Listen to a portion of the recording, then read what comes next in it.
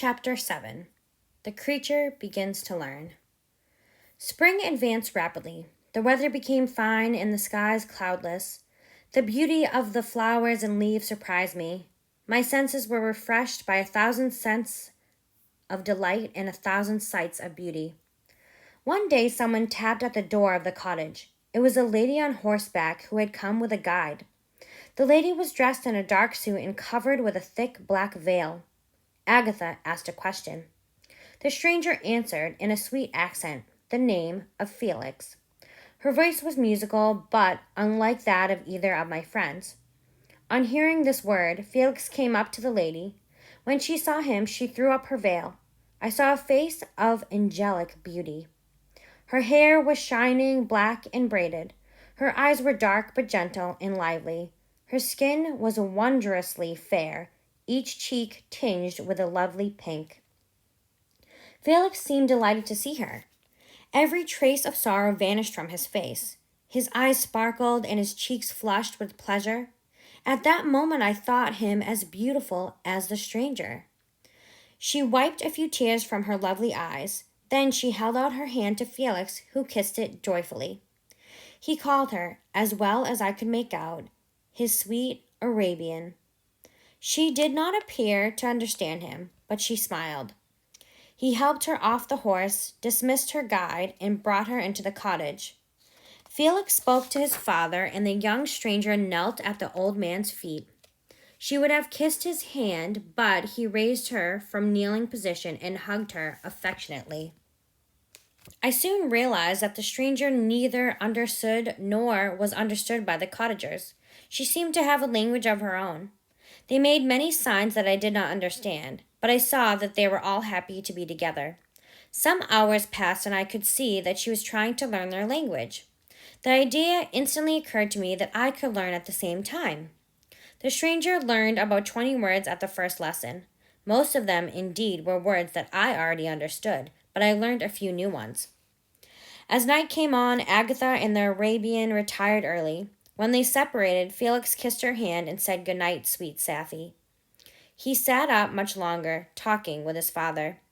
The next morning, Felix went out to his work, and Agatha did her usual morning routine. Then Safi, the Arabian, sat at the feet of the old man and played beautiful music on his guitar. She sang like a nightingale of the woods. When she finished, she gave the guitar to Agatha. Agatha played a simple air and sang along in sweet accents. But unlike the wondrous strain of the stranger, the days now passed as peaceably as before, except that joy had taken the place of sadness in the faces of my friends. Safi was always happy. She and I quickly learned the language. In 2 months, I could understand almost everything they said. I may boast that I learned more quickly than she did, while I improved in speech. I also learned how to read, as it was taught to the stranger.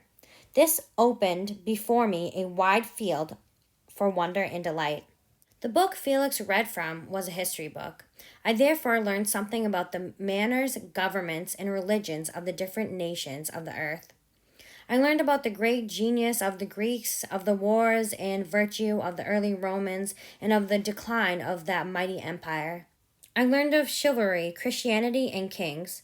I heard of the discovery of America. I wept with Safi over the fate of its original inhabitants. These stories inspired me with strange feelings. Were human beings at once so powerful, good, and magnificent, and yet so vicious and base? For a long time I could not understand how anyone could murder another fellow being. I could not see why there were laws and governments. But when I heard details of vice and bloodshed, my wonder ceased. I turned away with disgust and loathing. As I listened to Felix's lessons, I realized that I had no place among human beings. I had no money, no friends, no kind of property. I was besides ugly and deformed. Was I then a monster, a blot upon the earth, from which all would flee? These thoughts brought me nothing but agony and sorrow. I learned that there was only one way to overcome the sensation of pain. That was death, a state that I feared yet did not understand. I was a miserable, unhappy wretch. Other lessons made even deeper impressions. I heard of the birth and growth of children and the love of the father and the mother for their child. I learned of the various relationships that bind one human being to another.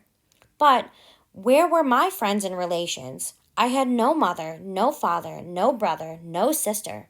What was I? I could not answer this question.